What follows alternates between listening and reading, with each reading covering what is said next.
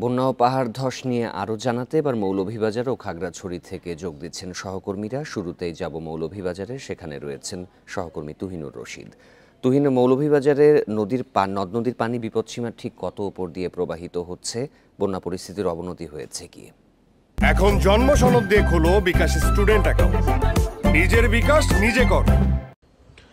দেখুন, মৌলভীবাজারে এ মৌসুমের যে মনু নদী এবং কুশিয়ারা নদী সেগুলি কিন্তু বিপদসীমার সর্বোচ্চ উপর দিয়ে কিন্তু প্রবাহিত হচ্ছে।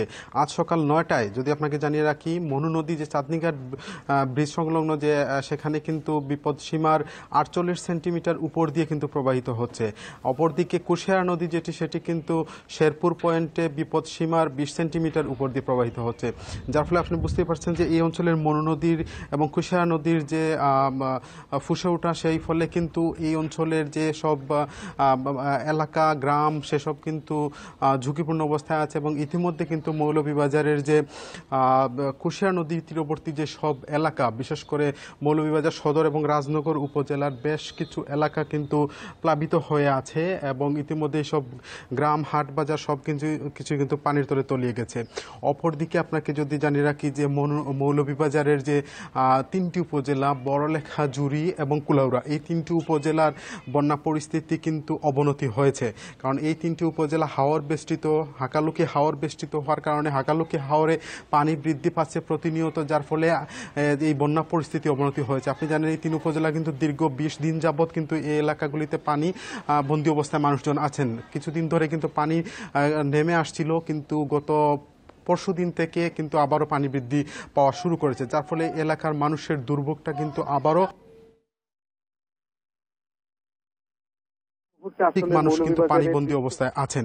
এই মুহূর্তে আসলে মৌলভীবাজারে বৃষ্টি হচ্ছে না, গতকালকে থেকেও বৃষ্টি হচ্ছে না, কিন্তু উজানের যে ঢল সেটি কিন্তু মনু, কুশিয়ারা, ধলই, জুড়ি নদী, এইসব নদী ধরেই কিন্তু নামছে এবং এই নদীগুলোর যে উত্তপ্ত কিন্তু হয়ে উঠছে এবং এই এলাকার পানি কিন্তু প্রতিনিয়ত বেড়েই চলেছে, যার ফলে এই এলাকার মানুষজন কিন্তু বেশ আতঙ্কের মধ্যে আছেন এবং দুর্ভোগের মধ্যে এই মুহূর্তে আছেন। এই ছিল আসলে আমার কাছে মৌলভীবাজার থেকে বন্যা পরিস্থিতির সর্বশেষ তথ্য। তুহিনুর আমাদের সাথেই থাকবেন। এবারে খাগড়াছড়ি থেকে যোগ দিচ্ছেন সহকর্মী সমীর মল্লিক। সমীর, এই কয়দিনের আবহাওয়ার পূর্বাভাসে খাগড়াছড়িতে বৃষ্টিপাত কেমন হয়েছে? বৃষ্টির সাথে সাথে তো পাহাড় ধসের শঙ্কা রয়েছে, এ বিষয়ে কর্তৃপক্ষ কিছু জানিয়েছে কি?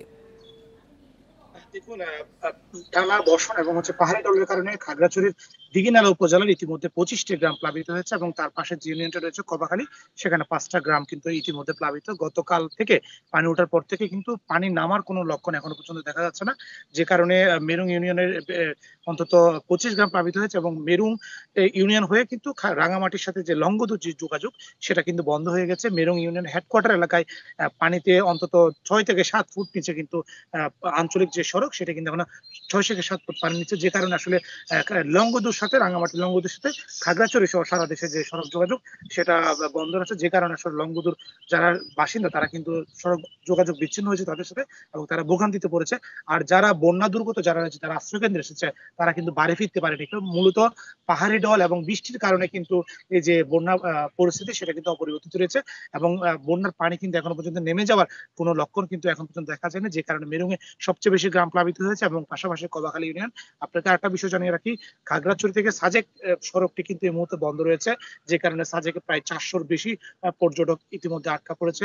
সাজেকের সড়কের বাগাইহাট এবং মাছালং এলাকায়, সেখানে আমরা কিছুক্ষণ আগে খবর নিয়েছি, সেই রাস্তাটি এখনো পর্যন্ত প্রায় 5 থেকে 6 ফুট পানির নিচে। অর্থাৎ আজকে যদি বৃষ্টি হয় সেক্ষেত্রে কিন্তু আজকেও কিন্তু পর্যটকরা সাজেকে আটকে থাকতে পারে, অর্থাৎ 2 দিন ধরে তারা আটকে থাকার একটা সম্ভাবনা রয়েছে। যদি বৃষ্টি না হয় সেক্ষেত্রে বিকেল বেলা হয়তো সাজেক থেকে পর্যটকরা খাগড়াছড়ি শহরে ফিরতে পারে।